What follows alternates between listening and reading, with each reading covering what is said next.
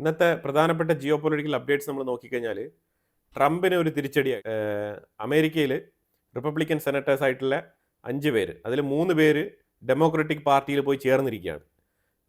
5 പേര് ട്രംപിൻ്റെ താരിഫ് നിയമങ്ങൾക്കെതിരെ വോട്ടിടാൻ തയ്യാറാണ്. പിന്നെ അമേരിക്കയുടെ ഉള്ളിൽ ട്രംപ് പ്രഖ്യാപിച്ച എക്സിക്യൂട്ടീവ് ഓർഡറിലൂടെ പ്രഖ്യാപിച്ച എല്ലാ താരിഫുകളും തന്നെ ഇനി അവിടെ ഒരു രീതിയിലും ഇഫക്റ്റീവ് അല്ല എന്നും കൂടി പറഞ്ഞിട്ടുണ്ട്.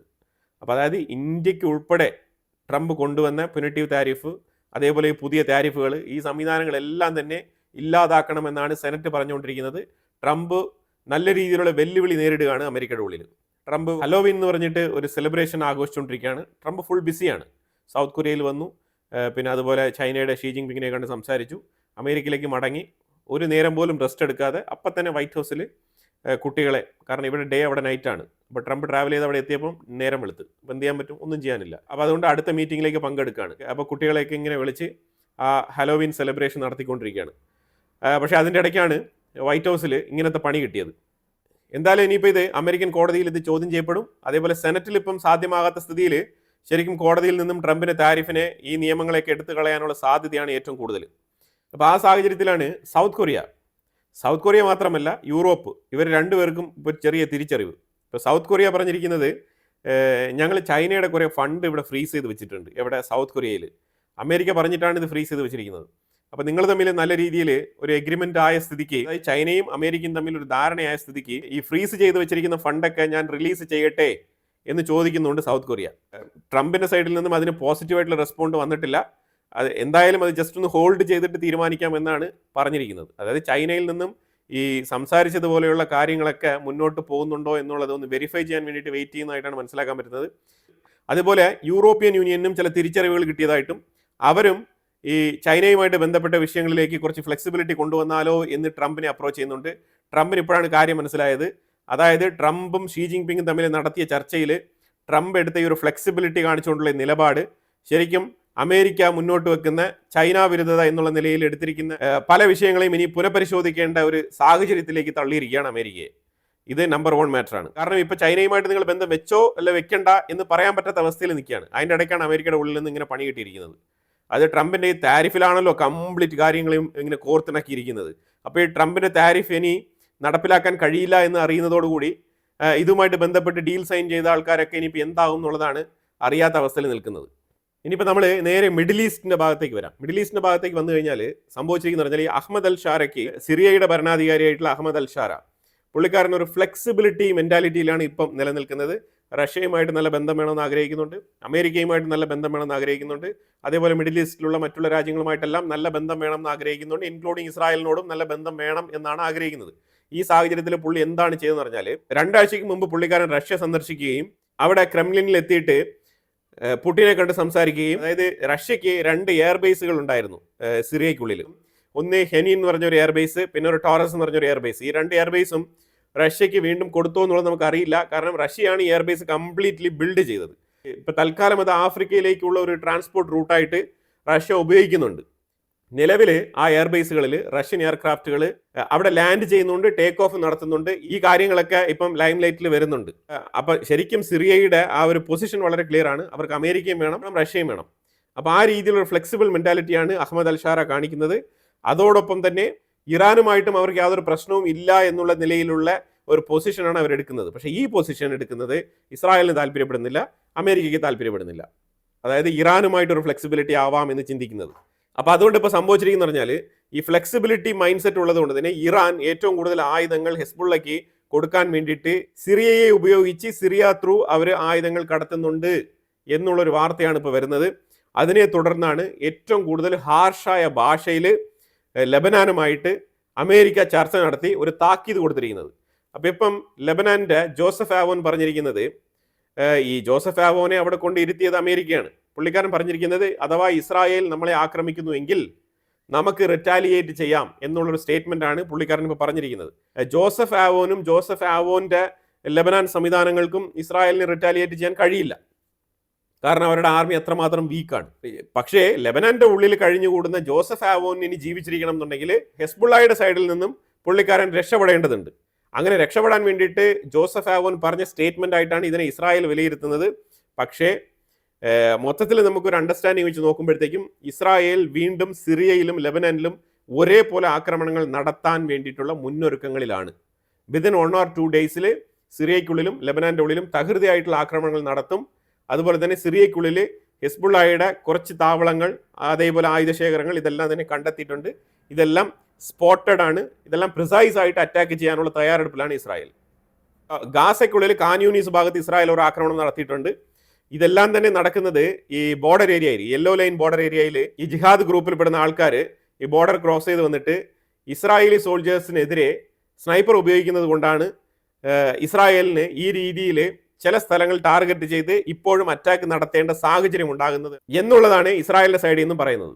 ഈ നമ്മൾ ആഫ്രിക്കൻ റീജിയനിലുള്ള 2 വാർത്ത നോക്കിക്കഴിഞ്ഞാൽ, ടാൻസാനിയയിൽ കഴിഞ്ഞ 3 ദിവസം കൊണ്ട് ജെൻസി പ്രൊട്ടസ്റ്റ് നടക്കുകയാണ്. ഇന്റർനെറ്റ് കട്ട് ഓഫ് ചെയ്തതിനെ തുടർന്നാണ് ജെൻസി പ്രൊട്ടസ്റ്റ് ആയിട്ട് ഇത് മാറിയത്. എവിടെയൊക്കെ ഇന്റർനെറ്റ് കട്ട് ഓഫ് ആകുന്നുണ്ടോ അവിടെയെല്ലാം തന്നെ ജെൻസി പ്രൊട്ടസ്റ്റുകളായിട്ട് ഇത് മാറുകയാണ്. ഇതിൽ ഈ ടാൻസാനിയയുടെ പ്രസിഡന്റ്, പുള്ളിക്കാരി ഒരു ലേഡിയാണ്.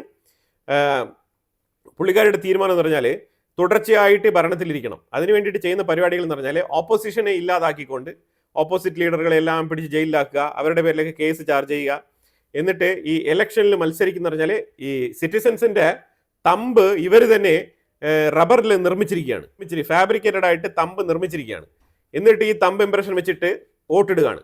ഈ രീതിയിലുള്ള കംപ്ലീറ്റ് ഫോർജറി തട്ടിപ്പുകളെല്ലാം നടത്തിക്കൊണ്ട് എങ്ങനെയെങ്കിലും ഈ പദവിയിൽ കടിച്ചു തൂങ്ങി ഇങ്ങനെ കിടക്കണം എന്നുള്ളതാണ് പുള്ളിക്കാരിയുടെ ആഗ്രഹം. അപ്പോൾ അതുകൊണ്ടാണ്, അത് തിരിച്ചറിഞ്ഞത് കൊണ്ടും അത് എക്സ്പോസ് ആയതുകൊണ്ടുമാണ് പുള്ളിക്കാരത്തിക്കെതിരെ ഈ പ്രതിഷേധം ആഞ്ഞടിക്കുന്നത്. 3 ദിവസമായിട്ട് ടാൻസാനിയ കത്തുകയാണ്. ടാൻസാനിയ ആഫ്രിക്കൻ റീജിയനിലുള്ള രാജ്യമാണ്. കെന്യയിലും ഇതേപോലെ ജെൻസി പ്രൊട്ടസ്റ്റ് തുടങ്ങിയിട്ടുണ്ട്. ചെറുങ്ങനെ പല സ്ഥലങ്ങളിലായിട്ട്, ഇപ്പം പല സിറ്റികളിലായിട്ട്, നെയ്റോബി ഉൾപ്പെടെയുള്ള പല സ്ഥലങ്ങളിലും ഈ ജെൻസി പ്രൊട്ടസ്റ്റ് തുടങ്ങിയിട്ടുണ്ടെന്നുള്ള വാർത്തയും കൂടി വരുന്നുണ്ട്. അതുപോലെ തന്നെ നമ്മൾ അതിൻ്റെ അടുത്ത ലെവലിൽ നോക്കിക്കഴിഞ്ഞാൽ മഡഗാസ്കറിൽ നടക്കുന്ന പ്രശ്നം എന്താണെന്ന് പറഞ്ഞാൽ, മഡഗാസ്കറിൽ ഒരു 2 ആഴ്ചയായിട്ട് ഇപ്പോൾ ഈ പ്രൊട്ടസ്റ്റ് നടക്കുന്നുണ്ട്. ഈ പ്രതിഷേധം എന്തിനാണെന്ന് പറഞ്ഞാൽ, ഈ റൂളിംഗ് പാർട്ടിയിലുള്ള ആൾക്കാർ, ഈ പൊളിറ്റീഷ്യൻസ്, ഇവരെന്താണ് ചെയ്തിരിക്കുന്നത്, ഏതാണ്ട് 5.5 ബില്യൺ വർത്ത് വരുന്ന സ്വത്തുക്കൾ മഡഗാസ്കറിൽ നിന്നും ഇവർ നാട് കടത്തി മറ്റുള്ള രാജ്യങ്ങളിലേക്ക് ഇൻവെസ്റ്റ് ചെയ്തുകൊണ്ടിരിക്കുകയാണ്. ഇൻവെസ്റ്റ് മീൻസ് അവർ ഇല്ലീഗലായിട്ട് ഈ ഫണ്ട് അവർ സ്വരുക്കൂട്ടുകയാണ്. കറപ്ഷൻ അത് തന്നെ, മോട്ടിക്കുകയാണ്. ഗവൺമെന്റിന്റെ സ്വത്തുവകകൾ മോട്ടിച്ച് അവർ സ്വയം പേരിൽ എവിടെയൊക്കെയോ ഡെപ്പോസിറ്റ് ചെയ്യുന്നു. അത് ഏത് രാജ്യത്ത് ഡെപ്പോസിറ്റ് ചെയ്താലും ഞങ്ങൾ അത് തിരികെ കൊണ്ടുവരുന്നത് വരെ ഞങ്ങൾ ഇവിടെ പ്രതിഷേധിക്കുമെന്നാണ് മഡഗാസ്കറിന്റെ അവസ്ഥ. പിന്നെ സുഡാന്റെ കാര്യം പറയാണ്ട് വയ്യ. സുഡാൻ ആണെങ്കിൽ നല്ല രീതിയിലുള്ള കലാപത്തിലാണ്. സുഡാനെ സംബന്ധിച്ചിടത്തോളം ഈ സുഡാൻ, നൈജീരിയ, ഈ വക രാജ്യങ്ങളിലൊന്നും ആരും തന്നെ തിരിഞ്ഞു നോക്കാനില്ല. ആ രീതിയിലാണ് അവിടെ കൂട്ടക്കൊലകൾ അരങ്ങേറുന്നത്. UK രാജകുടുംബത്തിൽ നിന്നും വരുന്ന ഒരു വാർത്തയാണ്. ആൻഡ്രൂ മൗണ്ട്ബേട്ടൻ വിൻസർ, ഈ വ്യക്തി ഈ നിലവിലെ ഈ ചാൾസ് രാജാവിൻ്റെ ബ്രദറാണ് ഈ ആൻഡ്രൂ മൗണ്ട്ബേട്ടൻ വിൻസർ രാജാവ്. പുള്ളിക്കാരനെ പാലസിൽ നിന്നും പുറത്താക്കിയിരിക്കുകയാണ്. എന്തുകൊണ്ടാണ് പുറത്താക്കിയിരിക്കുന്നത് പറഞ്ഞാൽ, ഈ അമേരിക്കയിൽ ഒരു ഫയൽ പുറത്തായല്ലോ ട്രംപിൻ്റെ പേര് പറഞ്ഞുകൊണ്ട്, എപ്സ്റ്റീൻ ഫയൽ. ഈ എപ്സ്റ്റീൻ ഫയലിൽ ഇയാളുടെ പേര് പുറത്തു വന്നിട്ടുണ്ട്. ഈ എപ്സ്റ്റീൻ ഫയലിൻ്റെ പ്രധാനപ്പെട്ട വിഷയം എന്ന് പറഞ്ഞാൽ പീഡോഫൈലിക്കാണ്. അപ്പോൾ അതേപോലത്തെ പല കേസുകളിലും ഇയാൾ ഉൾപ്പെട്ടിട്ടുണ്ട് എന്നുള്ള വാർത്തയാണ് പുറത്തു വരുന്നത്. അപ്പം അതായത് അത്രമാത്രം അപമാനകരമാണ്, ഒരു രാജകുടുംബത്തിന് ചേർന്ന പരിപാടിയല്ല നീ ചെയ്തിട്ടുള്ളതെന്ന് പറഞ്ഞിട്ട് ഇപ്പം വയസ്സാകാലമായി. ഈ എപ്സ്റ്റീൻ കേസ് നടന്നത് കുറേ വർഷങ്ങൾക്ക് മുമ്പാണ്. അന്ന് ഇയാൾ ചെറുപ്പമായിരുന്നു. ഇപ്പം ശരിക്കും അയാൾക്ക് പ്രായമായി. പക്ഷേ ഈ പ്രായാധിക്യത്തിലും UK പാലസിൽ നിന്നും പുള്ളിക്കാരനെ ചവിട്ടി പുറത്താക്കിയിരിക്കുകയാണ്. ഇതാണ് UK പാലസിൽ നിന്നും വരുന്ന വാർത്ത. ഈ എപ്സ്റ്റീൻ കേസിൽ ഉൾപ്പെടുന്നതാണ് ട്രംപ്. ട്രംപിനെ കുറിച്ച് ഞാൻ ഇവിടെ ആ കാര്യമൊന്നും പറയുന്നില്ല. കാരണം അത് തീർച്ചയായിട്ടും അത് ചർച്ചയാവും. ഇപ്പം ചർച്ചയാവത്തില്ല, പക്ഷേ പിന്നീട് അത് ചർച്ചയാകുക തന്നെ ചെയ്യും. അതിനുള്ള എല്ലാ പരിപാടികളും ട്രംപ് അതിൻ്റെ ഉള്ളിൽ ഒപ്പിച്ച് വെച്ചിട്ടുണ്ട്. ഇപ്പം അമേരിക്കൻ പ്രേമികളെല്ലാം തന്നെ മേക്ക് അമേരിക്ക ഗ്രേറ്റ് അഗെയിൻ ആക്കാൻ വേണ്ടിയിട്ട്, അതായത് അമേരിക്കയെ പണ്ടത്തെ പോലെ ഗ്രേറ്റ് ആക്കാൻ വേണ്ടിയിട്ട് ട്രംപ് എല്ലാം ചെയ്തു തരും എന്നുള്ള വിശ്വാസത്തിൽ ട്രംപിനെ കണ്ണടച്ച് വിശ്വസിച്ചിരിക്കുകയാണ്. അപ്പോൾ അതുകൊണ്ട് തന്നെ ഇതുപോലെ പീഡോഫൈലിക്കല്ലേ, അതൊരു വിഷയമല്ല എന്ന് പറഞ്ഞിട്ട് നിങ്ങൾ തള്ളിക്കളയാണ്. പക്ഷേ വലിയ പ്രാധാന്യമുള്ള കേസും ഒഫൻസീവായിട്ടുള്ള വിഷയങ്ങളുമാണ് അതിൻ്റെ ഉള്ളിലുള്ളത്. ഇപ്പം നമ്മൾ അടുത്തത് റഷ്യ ഉക്രൈനുമായിട്ട് ബന്ധപ്പെട്ട വിഷയത്തിലേക്ക് വന്നു കഴിഞ്ഞാൽ, യൂറോപ്പ് കുറച്ച് പത്തി താഴ്ത്തിയിരിക്കുകയാണ്. ഇപ്പം യൂറോപ്യൻ രാജ്യങ്ങൾക്കെല്ലാം കൂടി ഒരു തിരിച്ചറിവ് വന്നിട്ടുണ്ട്. അതായത് ട്രംപിന് തോന്നിയ പോലെ കാര്യങ്ങൾ ചെയ്യുന്ന വ്യക്തിയാണ്. യൂറോപ്പിനെ സംരക്ഷിക്കാനൊന്നും ട്രംപ് യാതൊരുവിധ താല്പര്യങ്ങളും എടുക്കില്ല എന്നാണ് മനസ്സിലാക്കാൻ പറ്റിയിരിക്കുന്നത്. അതിന് ഏറ്റവും കൂടുതൽ ഇമ്പോർട്ടൻ്റ് ആയിട്ട് അവർ ചൂണ്ടിക്കാണിക്കുന്നത്, റഷ്യയെ ഹെൽപ്പ് ചെയ്യുന്നു എന്ന് പറഞ്ഞിട്ടും ചൈനയ്ക്ക് മുകളിൽ സാങ്ഷൻസ് ഏർപ്പെടുത്തു എന്നൊക്കെ പറഞ്ഞിട്ട് ചൈനീസ് കമ്പനിയായിട്ടുള്ള എക്സ്പീരിയ ഉൾപ്പെടെയുള്ള കമ്പനികളെല്ലാം സീസ് ചെയ്തോ എന്നൊക്കെ പറഞ്ഞുള്ള നിർദ്ദേശങ്ങളൊക്കെ തന്നിട്ട് നിരുപാധികം യൂറോപ്പിനെ മറന്നുകൊണ്ട് ചൈനയുമായിട്ട് കൈകോർക്കുന്ന രംഗമാണ് കാണാൻ കഴിഞ്ഞത്. അപ്പോൾ അതുകൊണ്ട് യൂറോപ്പിന് ഇപ്പോൾ കാര്യങ്ങളൊക്കെ മനസ്സിലായി. അതോടൊപ്പം റഷ്യയുടെ ഡോമിനേഷൻ, റഷ്യ പോക്രോവിസ്ക് എന്ന് പറഞ്ഞ സ്ഥലം കൈക്കലാക്കിയിരിക്കുകയാണ്. അപ്പോൾ അതുകൊണ്ട് സംഭവിച്ച വിഷയം എന്ന് പറഞ്ഞാൽ ഇനി യുക്രൈന് ചെറുത്ത് നിൽക്കാൻ വലിയ ബുദ്ധിമുട്ടായിരിക്കും. അതാണ് പ്രധാനമായിട്ട് മനസ്സിലാക്കാൻ പറ്റുന്നത്. അപ്പോൾ അതുകൊണ്ട് തന്നെ യൂറോപ്പ് 20 പോയിന്റ് ഡ്രാഫ്റ്റ് ചെയ്തിട്ട് പറയുകയാണ്. യൂറോപ്പ് എന്ന് പറയാൻ മനസ്സിലായല്ലോ, അതിനകത്ത് കീർ സ്റ്റാർമർ, അതുപോലെ ജർമ്മനിയിലെ മേഴ്സ് ഫ്രെഡറിക്, ഫ്രാൻസിലെ മാക്രോൺ, അതുപോലെ തന്നെ ഉക്രൈനിലെ സെലൻസ്കിയും കൂടി കൂട്ടിച്ചേർത്തിട്ടുണ്ട്. അങ്ങനെ ഒരു 4-5 പേര് ഇരുന്ന് ഈ കാര്യങ്ങളൊക്കെ ഒന്ന് എഴുതി പിടിപ്പിക്കുകയാണ്. 20 പോയിന്റ് ഡ്രാഫ്റ്റ് ചെയ്തിട്ട് അതിനകത്ത് 12 പോയിന്റാണ് എന്തെങ്കിലുമൊക്കെ കാര്യപ്രസക്തമായിട്ടുള്ള പോയിന്റുകളായിട്ട് അവർ എഴുതി പിടിപ്പിച്ചിരിക്കുന്നത്. ഇതിനകത്ത് ഇവർ പറഞ്ഞിരിക്കുന്ന ഒന്നാമത്തെ പോയിന്റ് ഇമ്മീഡിയറ്റ് ആയിട്ട് യുദ്ധം നിർത്തുക. എവിടെയാണോ ബാറ്റിൽ ഫീൽഡ് ഇപ്പോൾ നടക്കുന്നത് അവിടെ വെച്ചിട്ട് യുദ്ധം ഫ്രീസ് ചെയ്യുക. ഇതാണ് ആദ്യത്തെ റിക്വസ്റ്റ്. യൂറോപ്പ് ആദ്യമായിട്ടാണ് ഇങ്ങനത്തെ ഒരു റിക്വസ്റ്റുമായിട്ട് മുന്നോട്ട് വരുന്നത്. പിന്നീട് ഈ തർക്ക പ്രദേശങ്ങളെ കുറിച്ചിട്ട് ചർച്ച നടത്താം എന്നുള്ള പോയിന്റ് അതിനകത്ത് അവർ എഴുതി ചേർക്കുന്നുണ്ട്. അതിന് മുമ്പായിട്ട് തന്നെ പിന്നീട് ഒരു കാര്യം പറയുന്നുണ്ട്, ഈ ഫ്രീസ് ചെയ്ത് വെച്ചിരിക്കുന്നത്, അതായത് റഷ്യയുടെ സ്വത്തുക്കളൊക്കെ ഇവർ മോട്ടിച്ച് വെച്ചിട്ടുണ്ടല്ലോ, കുറേ ബില്യൺ കണക്കിൽ ഡോളർ വർത്ത് വരുന്ന സ്വത്തുക്കൾ. ഈ സ്വത്തുക്കളൊക്കെ പിന്നീട് കോമ്പൻസേഷൻ എന്നുള്ള നിലയിൽ റഷ്യക്ക് എത്ര കൊടുക്കണമെന്നും ഉക്രൈൻ എന്ത് കൊടുക്കണം എന്നുള്ളതും ഇവർ തീരുമാനിക്കുമെന്നും കൂടി അതിനകത്ത് എഴുതി വെച്ചിട്ടുണ്ട്. അതായത് മോട്ടിച്ച സ്വത്തുക്കളെക്കുറിച്ചാണ് ഇവർ എഴുതുന്നത്. അതും കൂടി നമ്മളിവിടെ എടുത്തു പറയേണ്ടതുണ്ട്. അപ്പം ഇങ്ങനെ കുറച്ച് പോയിന്റുകളൊക്കെ അവർ പറയുന്നുണ്ട്. അതായത് യൂറോപ്പ് പത്തി താഴ്ത്തിയിരിക്കുകയാണ്. യൂറോപ്പ് എങ്ങനെയെങ്കിലും ഇപ്പോൾ ഒരു യുദ്ധം അവസാനിപ്പിച്ചാലോ എന്ന് ചിന്തിക്കുന്ന മാതൃകയിലാണ് ഇപ്പോൾ ഈ ഒരു ഡ്രാഫ്റ്റ് വായിക്കുമ്പോൾ നമുക്ക് മനസ്സിലാക്കാൻ പറ്റുന്നത്.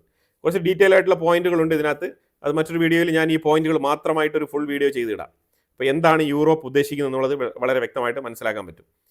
അത് കഴിഞ്ഞ് നോക്കിക്കഴിഞ്ഞാൽ സ്ലോവാക്യ കർശനമായ രീതിയിൽ ഉക്രൈന് താക്കീത് കൊടുത്തിരിക്കുകയാണ്. ഉക്രൈന് ഒരു ചില്ലി പൈസ കൊടുക്കില്ല എന്നാണ് പറഞ്ഞിരിക്കുന്നത്. എന്നിട്ട് പുള്ളിക്കാരൻ പറഞ്ഞിരിക്കുന്നത് അത് വേസ്റ്റ് ആണ്, അങ്ങനെ പൈസ കൊടുക്കുന്നത് വേസ്റ്റ് ആണ്, വെറുതെ പോകുന്ന കേസ് കേട്ടാണ്, റഷ്യയെ അതിജീവിച്ച് മുന്നോട്ട് പോകാൻ കഴിയില്ല ഉക്രൈൻ എന്നാണ് പുള്ളിക്കാരൻ പറഞ്ഞു വെക്കുന്നത്. എനിവേ അതൊരു സൈഡിലിരിക്കെ 3000 സോൾജേഴ്സ് റൊമാനിയ ഉൾപ്പെടെയുള്ള രാജ്യങ്ങളിൽ നിന്ന് ഉക്രൈൻ്റെ ഉള്ളിലേക്ക് പോയി സേവനം അനുഷ്ഠിച്ചുകൊണ്ടിരുന്ന 3000 സോൾജേഴ്സിനെ യൂറോപ്പിലുള്ള പല രാജ്യങ്ങളും പിൻവലിക്കുകയാണ്. 3000 സോൾജേഴ്സ് ഓൾമോസ്റ്റ് ഉക്രൈനിൽ നിന്ന് വിട്ടുപോവുകയാണ്. ഇങ്ങനെയുള്ള കാര്യങ്ങളൊക്കെ നടക്കുന്നുണ്ട്. എനിവേ ഞാൻ ഇപ്പോൾ നടന്നുകൊണ്ടിരിക്കുന്ന ജിയോ പൊളിറ്റിക്കൽ ചേഞ്ചസിനെ കുറിച്ച് വളരെ ചുരുക്കത്തിൽ ഒരു അപ്ഡേറ്റ് തരാൻ ശ്രമിച്ചതാണ്. ഇതിനെക്കുറിച്ചുള്ള അഭിപ്രായങ്ങൾ കമന്റ് ബോക്സിൽ രേഖപ്പെടുത്തുക. കൂടുതൽ വാർത്തകളുമായിട്ട് അടുത്ത വീഡിയോയിൽ വരാം. Thank you so much.